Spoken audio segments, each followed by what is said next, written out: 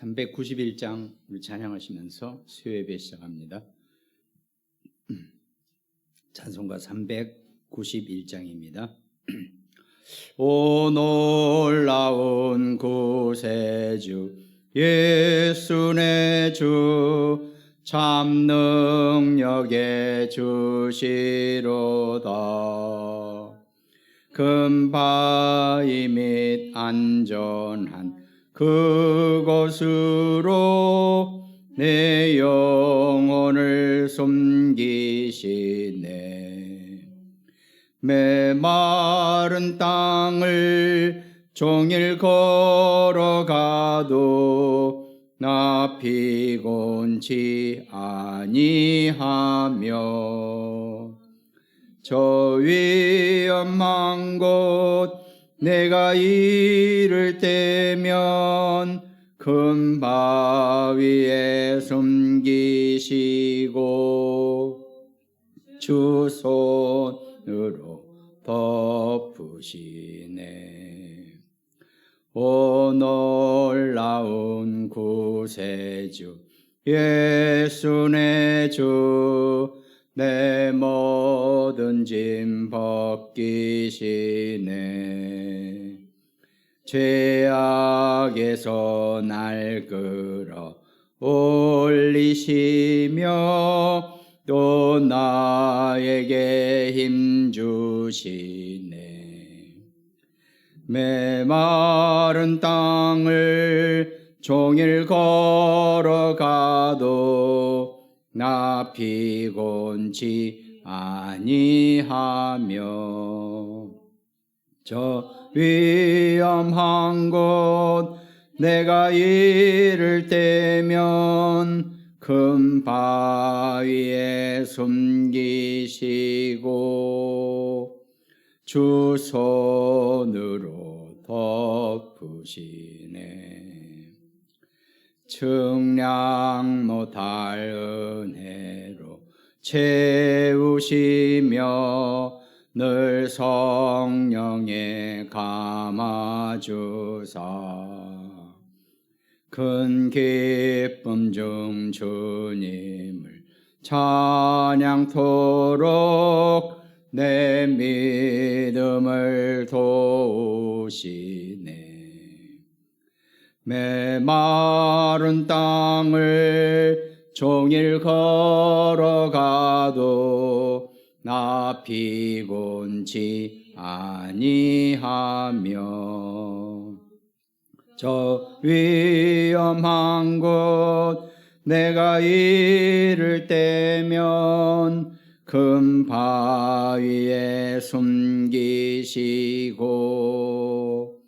주 손으로 덮으시네. 주 예수님 공중에 임하실 때 나 일어나 맞이하리. 그 구원의 은총을 노래하리. 저 천군과 천사 함께 메마른 땅을 종일 걸어가도 나 피곤치 아니하며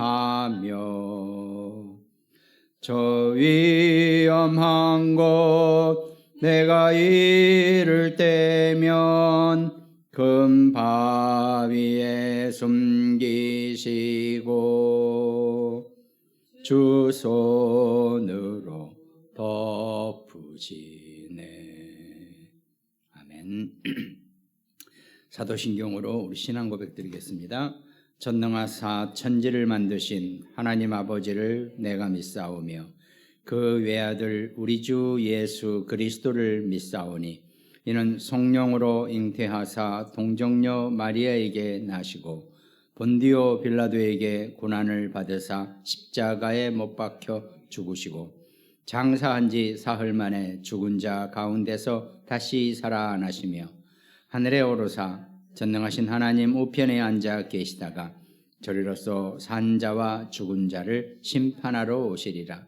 성령을 믿사오며 거룩한 공회와 성도가 서로 교통하는 것과 죄를 사하여 주시는 것과 몸이 다시 사는 것과 영원히 사는 것을 믿사옵나이다. 아멘. 말씀 바로 보시겠습니다. 로마서 3장 1절에서 8절까지 읽습니다. 로마서 3장입니다. 로마서 3장 1절에서 8절 말씀 함께 합독합니다. 그런즉 유대인의 나음이 무엇이며 할례의 유익이 무엇이냐?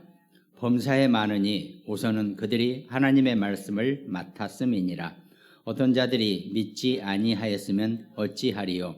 그 믿지 아니함이 하나님의 미쁘심을 패하겠느냐? 그럴 수 없느니라. 사람은 다 거짓되되 오직 하나님은 참되시다 할지어다 기록된 바. 주께서 주의 말씀에 의롭다 함을 얻으시고 판단 받으실 때에 이기려 하심이라 함과 같으니라. 그러나 우리 불의가 하나님의 의를 드러나게 하면 무슨 말하리요? 내가 사람의 말하는 대로 말하노니 진노를 내리시는 하나님이 불의하시냐? 결코 그렇지 아니하리라. 만일 그러하면 하나님께서 어찌 세상을 심판하시리요? 그러나 나의 거짓말로 하나님의 참되심이 더 풍성하여 그의 영광이 되었다면 어찌 내가 죄인처럼 심판을 받으리요? 또는 그러면 선을 이루기 위하여 악을 행하자 하지 않겠느냐? 어떤 이들이 이렇게 비방하여 우리가 이런 말을 한다고 하니 그들은 정죄받는 것이 마땅하니라. 아멘. 그러니까 이 로마서는 어쩌면 유대인들에게 하는, 지금 바울이 처음에 상당히 유대인에 대한 얘기를 하는데 지금 나중에 로마서 3장 10절 의인은 없나니 하나도 없으며 또 23절 보면 모든 사람이 죄를 범하였다 하거든요. 여기서 이 모든 사람 곧 유대인과 이방인, 유대인은 대표적으로 이 하나님의 말씀 맡은 자로서 표현되고 유대인은 남 모든 사람들이죠. 그러니까 곧 유대인은 하나님의 계획에 있는 사람들이라고 우리가 보면은 맞는 거죠. 불행히도 이방인은, 물론 이방인은 여기서 영적 이방인은 영원히 하나님의 구원에 이르지 못하는 자들이라고 우리가 해석할 수도 있다면은 곧 모든 사람을 다 표현한다는 거죠. 그러니까 유대인이든 이방이든 모든 사람이 이 땅에 태어나는 순간 하나님을 떠난 죄인이라는 것을 바울은 지금 표현하기 위해서 자꾸 유대인과 얘기하고 이방인에 대한 얘기를 하고 있다는 겁니다. 그럼 어쩌면 우리도 신앙생활하면서 우리 기독교권 안에 곧 교회 생활을 하는 소위 구원받았다라고 하는 우리와 또 구원받지 못한 사람들과의 관계에 있어서 우리는 또 모른다 그랬죠. 분명히 그 사람들이 내일 혹은 내년에 또 10년 뒤에 구원받을지는 우리는 아무도 모른다 그랬습니다. 불신자로 영원히 끝날 수도 있지만 또 그렇지 않는 것이 하나님의 섭리이기 때문에 이제 우리가 신앙생활을 하면서 그런 부분들을 잘 이해하고 우리가 그 부분을 좀 잘 살펴볼 분명히 그런 어떤 필요성이 우리에게 있다는 겁니다. 그래서 지금 바울은 이렇게 지금 계속 표현을 하는 것 같아요. 보니까 1절에 보니까 그런즉 유대인의 나음이 무엇이며 할례의 유익이 무엇이냐 그랬거든요. 그 앞에는 할례 받지 못한 네가, 할례 받은 네가 율법을 어기니까 할례 받지 못한 자보다 더 못하게 되는 거 아니냐?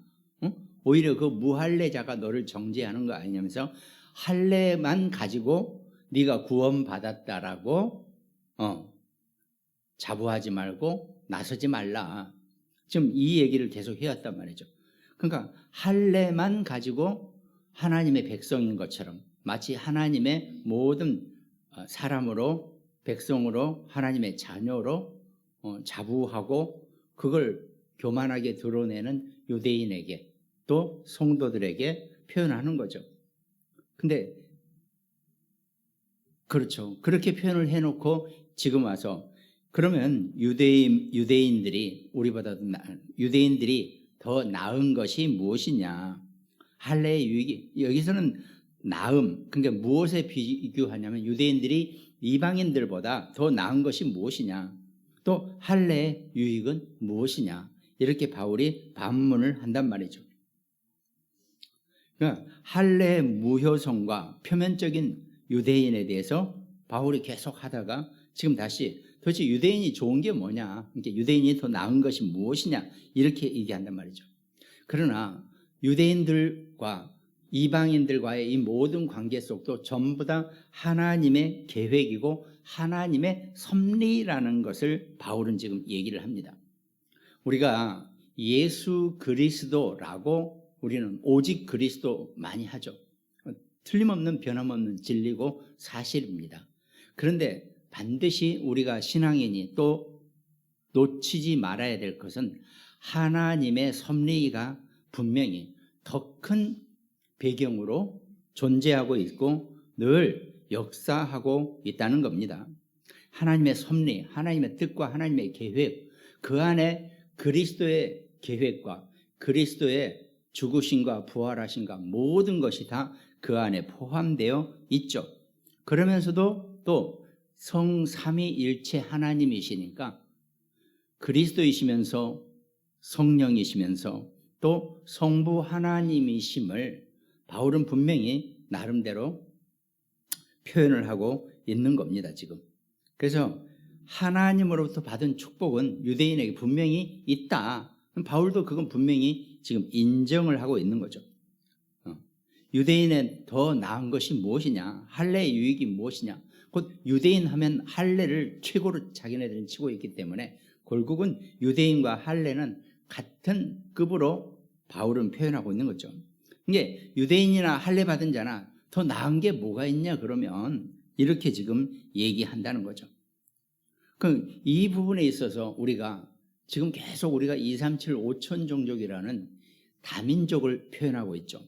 이미 이 개념 속에서 237 5천 종족의 다민족에 대한 표현을 우리가 놓치지 않고 볼 수 있어야 한다는 겁니다.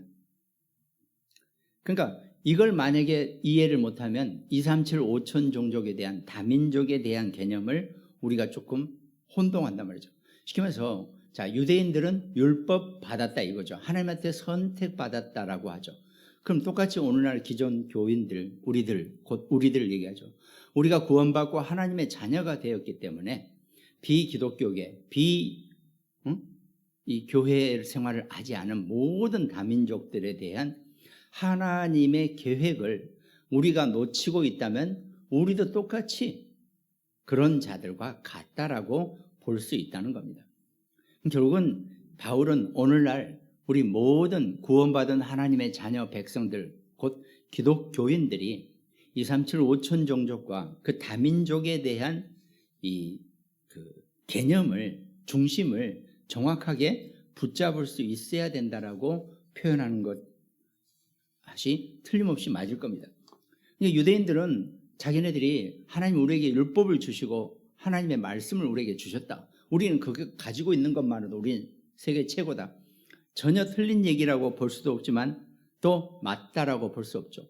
그것만 가지고 자기네들은 모든 것을 받고 그 주의에 빠져버렸기 때문에 이게 인간들이라는 것은 참 하나님이 분명히 좋은 걸 주셨어요. 복음을 주셨는데 율법도 복음 맞습니다. 왜? 구약의 모든 율법은 무엇을 얘기합니까? 내가 메시아를 보낼 것이다. 그 메시아는 곧 예수 그리스도이시고 그 예수 그리스도는 말씀이시라는 거죠. 근데 유대인들은 그 율법주의에 빠져버리니까 무슨 문제를 당했습니까? 곧 예수님을 배척하고 말씀을 거부해버리는 그런 문제가 생겨났다는 겁니다. 그럼 똑같이 오늘날 이 영적인 유대인인 우리 기독교인 신앙인들도 똑같이 그런 오를 범할 수 있는 그런 상황을 바울이 지금 표현하고 있다는 겁니다. 그걸 우리가 237 5천 종족이라는 이 다민족 선교라는 이 개념 속에서 우리가 언약을 붙잡고 있다면 우리는 비교적 정확하게 길을 잘 살펴서 지금 가고 있는 겁니다. 근데 그 당시에 로마 교회는 도대체 지금 바울이 계속 저도 이렇게 표현하면서 이 로마서는 로마 교회에 보낸 편지거든요. 그러면 도대체 그 로마 교회는 그 당시에 유대인과 이방인이 도대체 몇 대 몇 비율로 함께 어울려 있었느냐? 사실 그건 쉽지 않습니다. 여러 역사가들이 아니다, 유대인이 더 많았다, 이방인이 더 많았다, 뭐 그 추측을 하고 예측을 하지만 그거 가지고는 안 되거든요. 근데 로마서를 뒤에 쭉 보면 이방인의 선교, 또 너희 이방인들에게 이렇게도 표현을 하는 걸 보면 분명히 로마 교회에는 다민족들, 곧 이방인들이 함께 예수 그리스도를 받아들이고 하나님의 자녀가 됐단 말이죠. 문제는 예루살렘에 있는 이 바리새인들은 아직 그 로마 교회에 있는 이방인들보다 더 못하다는 얘기를 지금 바울이 또 하고 있는 거죠. 왜? 여기서는 여전히 다른 얘기 없습니다. 그냥 여전히 아예 이 예루살렘에 있는 유대인들은 상당수는 완전히 바리새 그걸로 여전히 남아있어서 여전히 예수 그리스도를 배척하고 있고, 또 그나마 예수 그리스도를 받아들이고 하나님의 자녀가 된 사람도 이방인에게 무슨 그리스도가 필요하냐, 복음이 왜 가야 되냐, 이런 식으로 또 표현을 한단 말이죠. 그러니까 고넬료하고 같이 밥 먹은 걸 가지고 얼마나 베드로에게 뭐라 그랬습니까? 그런 식이라는 거죠. 이제 그게 지금 깨져나가는 과정을 보고 있는 겁니다. 그래서 유대인의 나음이 무엇이며 할례의 유익이, 도대체 유대인이 좋은 게 뭔데, 유대인이 좀 더 나은 게 뭔데 이방인보다, 지금 이 얘기를 하는 거죠. 1절. 2절에 범사에 많으니 우선은 그들이 하나님의 말씀을 맡았음이니라. 범사에 많다는 얘기는 좀 가지수가 여러 가지 된다는 얘기입니다. 유대인들이 좀 더 나은 게, 이방인들보다 나은 게, 따지고 보면 혈통이나 뭐나 여러 가지로 괜찮은 게 있겠죠. 오늘날 사실 유대인들은 이 경제면에 있어서는 그 아브라함에게 받은 축복이 여전하다 아닙니까? 전 세계 경제의 3분의 2를 쥐고 있는 게 유대인들이라고 분명히 그랬잖아요. 그 사람들이 그 바다의 모래처럼 하늘의 별처럼 이 창세기 12장에 이 축복과 11장 12장에 이 축복을 분명히 받았단 말이죠. 그러니까 범사에 많다라고 바울이 표현할 수 있습니다. 근데 가장 중요한 축복은, 더 나은 건 뭐냐?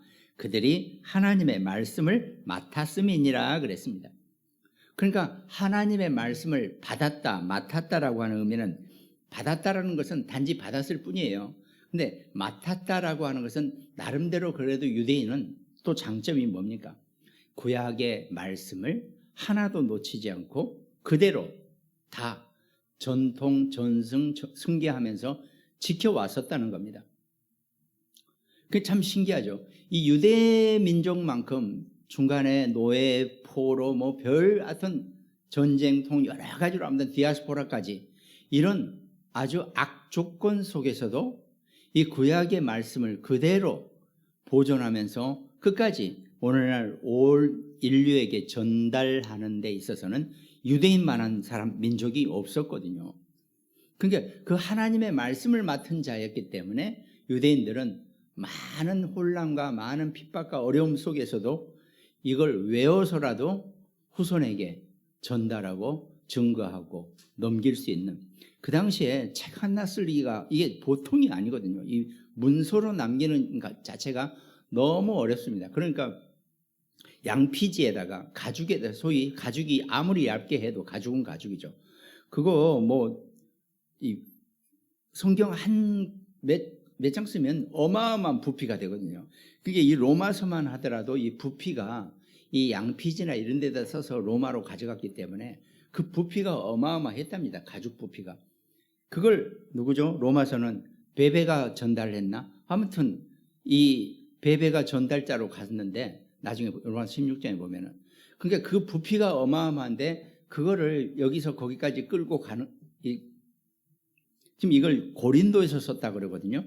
고린도에서 쓰면 그리스에서 썼다는 얘기죠.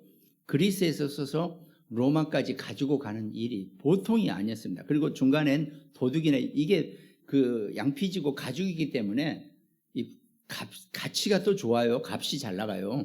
거기다 아무리 글을 썼지만 뭐 싹싹 지워버리고 뭐 가죽을 활용하면 엄청 돈이 되는 거거든요. 그러니까 부피도 어마하고 이렇게 이걸 가지고 지금 가는 거란 말이죠. 근데 그거를 유대인들이 전부 다 외워서 이 구약 성경을 오늘날까지 전승했다는 것은 그거 하나만 가지고도 사실 유대인은 칭찬받아도 뭐 나쁘지는 않습니다. 이렇게 아무리 요즘 이스라엘과 지금 저쪽 전쟁이 아주 심각하게 되는데 어쨌든 하나님의 보호를 받을 거예요. 모세 오경을 외워서 사는 사람들이니까 그 축복은 또 어마어마하죠. 그건 진짜 하나님의 말씀을 우리가 외웠다는 것은요, 그게 내 안에 각인, 뿌리, 체질이 되었다는 얘기입니다. 그 말씀대로 사는 거예요. 모세 오경 말씀대로 사는 게. 그럼 어떻게 보면 율법주의에 빠진 것도 참 어쩔 수 없다라고 우리가 좀 보여지기, 인간이기 때문에.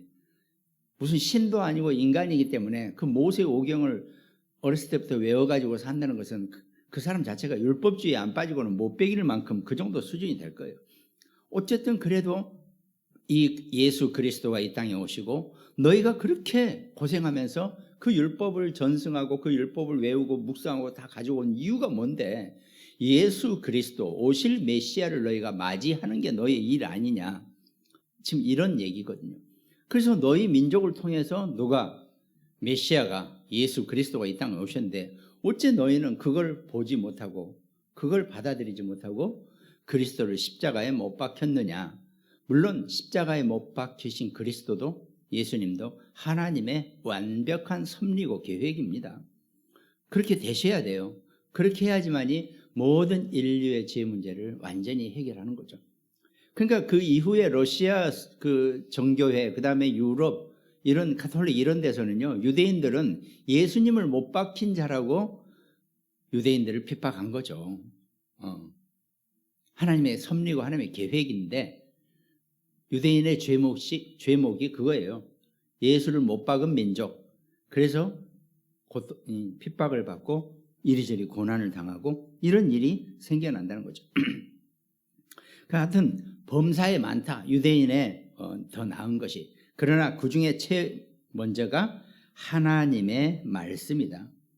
그러니까 하나님을, 너희 민족을 선택한 것도 하나님의 뜻과 섭리와 어마어마한 계획이 있음을 바울은 분명히 얘기하는 거죠.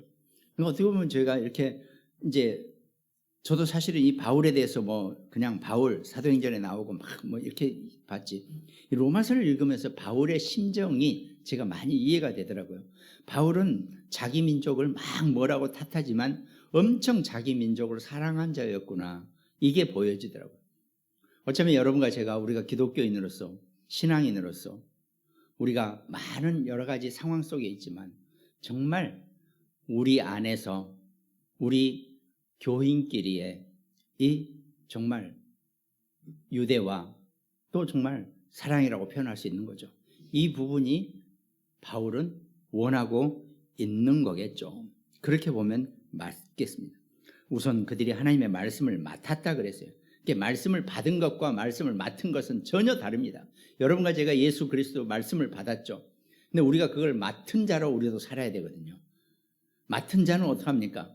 그 말씀을 빛내고 광택내고 녹슬지 않게 하고 늘 내 삶에, 내 생활에, 내 모든 것에 적용이 되어지게 하는 것, 그게 말씀 맡은 자입니다. 말씀은 그냥 받아놓고만 있으면 한 곳에 썩혀 있는 거예요.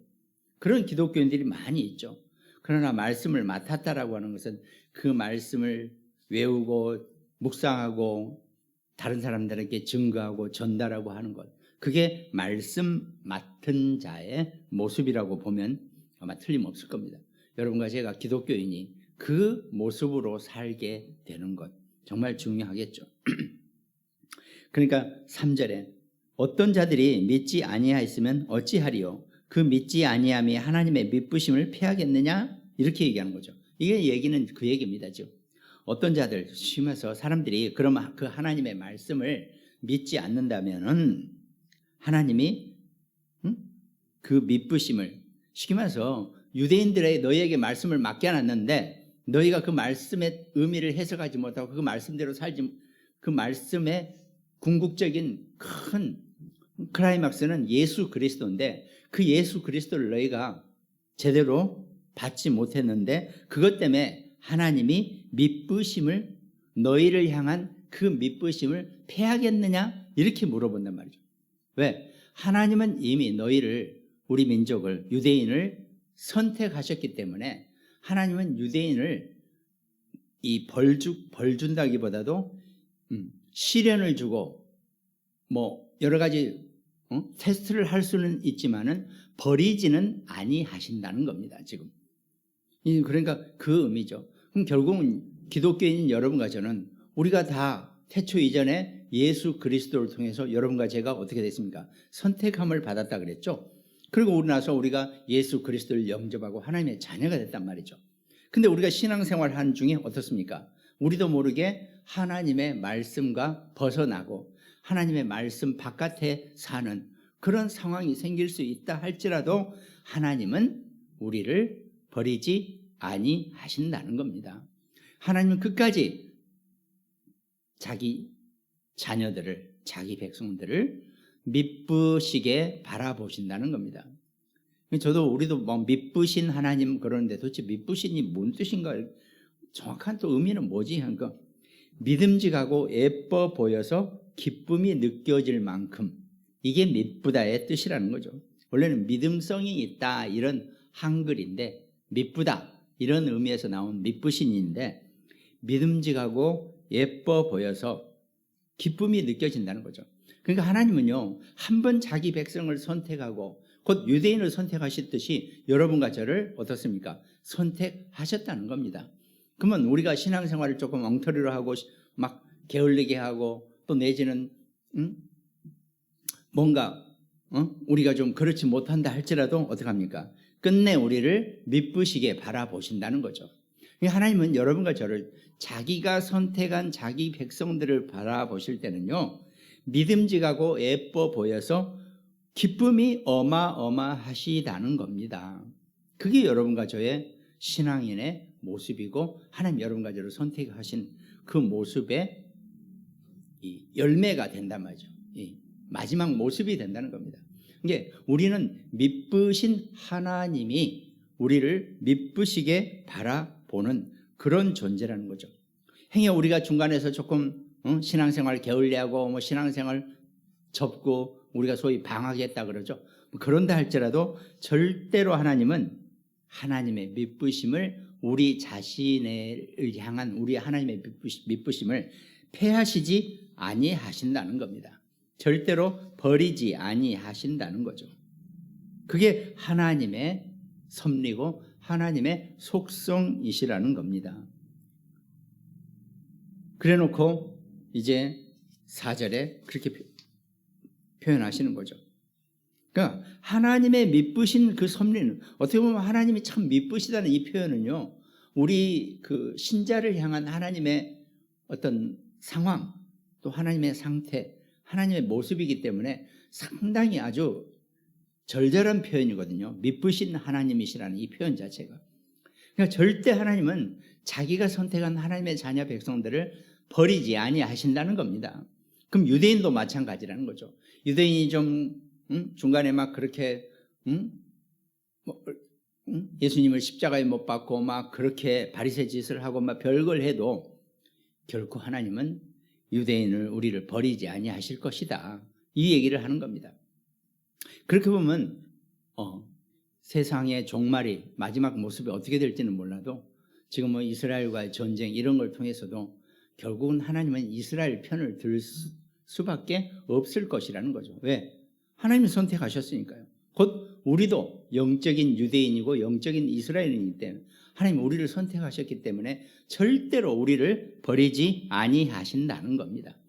그 끝내 우리를 미쁘시게 바라보고 계신다는 거죠. 미쁘신 하나님이라죠.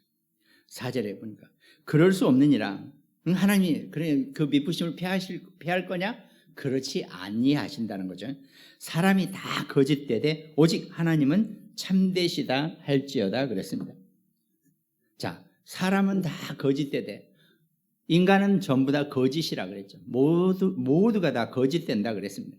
여기서 이 거짓이라는 표현은 그 거짓이 맞겠지만 여러 가지 것을 다 표현합니다.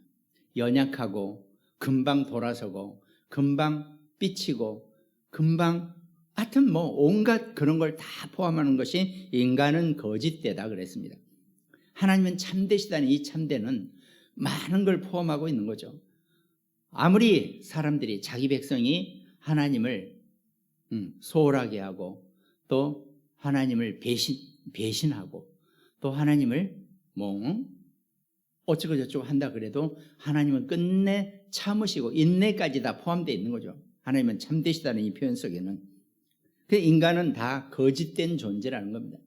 이 지금 4절 이 말이 사람은 다 거짓된다는 이 표현이 모든 인간이 하나님을 떠난 죄인이라는 이 표현과도 똑같은 영적 의미의 표현이라고 해도 전혀 틀리지 않을 것입니다.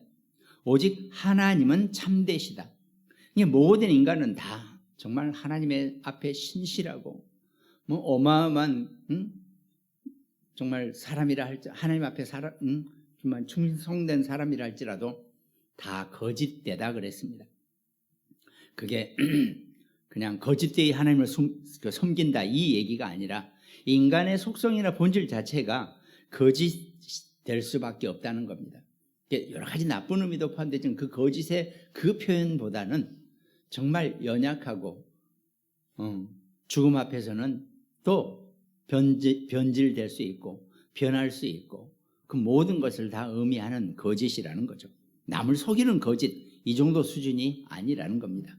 거기다 또 하나님은 참되시다는 이 참되시다는 표현은 저 사람 참 참된 사람이다 이 참된 수준이 아니라는 거죠. 어떤 상황과 어떤 문제 앞에서도 또 어떤 사건 앞에서도 하나님은 여러분과 저를 당신이 선택하신 자기 자녀를 미쁘시게 분명히 바라보시게 되어 있다는 겁니다. 기록된 바 주께서 주의 말씀에 의롭다함을 얻으시고 판단 받으실 때에 이기려 하심이라 함과 같으니라. 기록된 바 보세요. 주께서 주의 말씀에 의롭다함을 얻으시고 판단 받으실 때에 이기려 하심이라 그랬습니다. 주의 말씀에 의롭다함을 얻으시고 판단 받으실 때 의롭다함을 얻으신다는 표현은 두 가지 의롭다함을 얻는 것과 판단 받으신 것은 서로 반대 의미가 되죠. 그러니까 하나님을 찬양하고 하나님을 숭배라고 하긴 하나님을 숭배하는 자나 또 하나님을 배신하는 자나 똑같이 이기려 하시면 그것들에 하나님은 대응하셔서 하나님의 말씀에 의롭다함을 얻으신 것과 또 판단 받으실 때에 그걸 넘어서서 하나님은 자기가 선택하신 하나님의 자녀 백성들은 절대로 놓치지 아니하시고 끝까지 사랑하신다라고 하는 표현을 지금 바울이 이렇게 하는 것 같아요. 사람은 다 모든 사람이 거짓된다. 모든 사람이 하나님을 떠나서 영광에 이르지 못하고 죄인이라는 거죠. 오직 하나님은 참되시다. 이 참은 그야말로 미쁘신 하나님의 우리가 보기에도 미쁘시고 하나님 우리를 늘 미쁘시게 우리 미쁘심을 칭하게 우리가 하나님은 그렇게 참하신 분이다 라고 표현할 수 있다는 겁니다. 인간의 불의함과 거짓됨은 하나님의 의로우심과 참되심에 대조하기 위해서 지금 이렇게 인간은 거짓이고 오직 하나님은 참되시다 이렇게 표현했죠. 의롭다함을 얻으시고 판단 받으실 때에 이기려 하시면 이긴다는 게 하나님이 우리를 막 이겨먹고 그게 아닙니다. 하나님이 하나님 되심을 나타낸다는 것을 표현한다는 겁니다. 그러니까 우리가 아무리 신앙생활을 때로는 낙심하고 때로는 신앙생활을 제대로 못하고 또 하다못해 정말 교회 생활까지 못하고 여러 가지 상황이 생길 수 있으나 하나님이 선택하신 하나님의 자녀를 끝까지 지키시고 끝까지 함께 하신다는 것을 이 이기려 하심이라고 하는 표현과 함께 같이 쓸 수 있다는 거죠. 이긴다는 게 그냥 이겨먹고 우리를 넘어뜨리는 그 이기는 게 아닙니다. 그 모든 우리 하나님의 자녀 백성들의 어떤 행동도 하나님 전부 다 커버하고 다 포옹하고 안을 수 있다는 것. 이걸 지금 하나님의 어떤 섭리로 바울은 표현하고 있다는 겁니다. 그러니까 우리는 판단받다라고 하는 표현은 다른 게 아니죠. 하나님이 왜 이러시냐? 하나님이 도대체 살아계시냐? 왜 하나님 계시면서 이렇게 하는 거냐? 여러 가지 원망도 하고 여러 가지 뭐 할 거 아닙니까? 그것마저도 그걸 통해서 하나님은 우리에게 하나님이 하나님이심을 증거하고 나타내실 수 있는 그 모든 것을 이루시고 진행하신다는 겁니다. 하나님은 사람들에게 복음의 말씀을 주고 계신데 인간들이 그 복음 진리와 목적에 위배되는 불신앙을 내어놓는다고 해서 하나님의 말씀이 무효가 되거나 하나님의 섭리가 깨지는 게 아니라는 거죠. 이게 우리의 어떤 불신앙 속에서 선택받은 자의 어떤 불신앙적인 상황 속에서도 하나님은 끝내 수용하시고 끝내 포용하시고 끝내 우리의 배경이 되어 주신다는 거죠. 그러니까 절대로 어떤 것 가지고도 하나님의 신실하심과 미쁘심을 무효화시킬 것은 이 땅에 아무것도 없다라는 것을 분명히 바울은 얘기하죠. 그러면서도 사람은 다 거짓되다. 그래서 거짓되고 하나님은 참되시다라고 하는 그 모든 것 속에서는 인간은 거짓될 수밖에 없는 존재니까 불신앙할 수밖에 없고 믿음이 연약해질 수밖에 없고 믿음이 없어져 버릴 수도 있다. 그러나 하나님은 참되시기 때문에 그 모든 것을 어떻게 받아주시고 지켜주시고 끝까지 그 자기가 선택하고 구원받은 하나님의 백성들을 자녀들을 그 끈을 놓지 않고 계신다는 겁니다. 그게 여러분과 제가 우리가 신앙생활하면서 우리는 끝내 하나님께 붙잡힌 자요 하나님은 끝내 우리를 놓지 아니하신다는 그 믿음 속에서 여러분과 제가 살아가는 것, 이게 가장 중요한 우리 신앙생활의 우리의 어떤 모습이 될 겁니다. 우리도 모르게 불신앙과 불순종과 이 모든 것이 있다 할지라도 하나님 끝내 우리를 놓지 아니하시고 끝내 우리를 붙들고 가신다는 것, 어쩌면 그게 우리 신앙생활의 최고의 우리의 정말 우리가 잊지 말아야 될 신앙생활의 중요한 기준이라고 우리가 표현해도 틀리지 않을 것입니다. 그 힘을 가지고 살아가는 우리 모두가 되시기를 주님의 이름으로 축원드리겠습니다. 하나님 감사합니다. 우리가 아무리 불순종을 하고 불신앙을 해도 하나님이 미쁘시게 우리를 놓지 아니하시고 끝까지 우리를 인도하시고 끝까지 우리를 견인하시고 우리를 하나님의 축복 속으로 인도하시는 줄로 믿습니다. 우리 살아가는 중에 우리도 모르게 나오는 불순종과 불신앙을 하나님이 아시고 우리를 이미 선택하셨기 때문에 그 선택하심으로 우리는 끝까지 영원한 하나님의 자녀요 하나님의 백성됨을 고백합니다. 그 축복을 마음껏 누리는 우리 모든 하나님의 자녀 성도 될 수 있도록 주님이 축복하여 주시옵소서. 감사를 드리옵고 우리를 구원하신 예수 그리스도 이름으로 기도드립니다. 아멘. 635장 우리 찬양 드리겠습니다.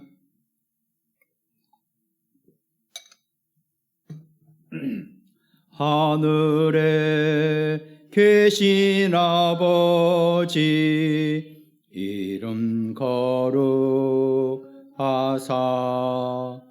주님 나라 임하시고 뜻이 이루어지다.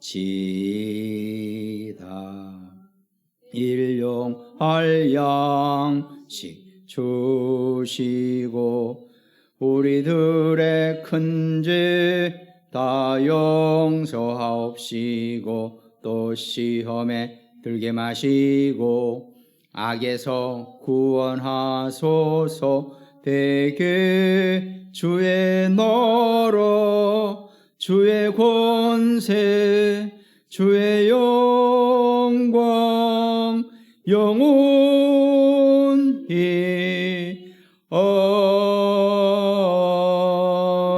아멘. 지금은 우리를 구원하신 예수 그리스도의 놀라우신 은혜와 성부 아버지의 무한하신 사랑과 성령님의 내주 인도 역사 교통 충만하심이 오늘 그리스도의 무한하신 우리의 사랑하심과 어떤 불신앙과 불순종 앞에서도 미쁘신 하나님의 모습을 절대로 놓치지 않을 모든 임마누엘 중보교회 성도들, 개인과 가정과 가문과 그 학업과 사역과 산업과 직업 위에 지금으로부터 영원토록 항상 함께 계실지어다. 아멘.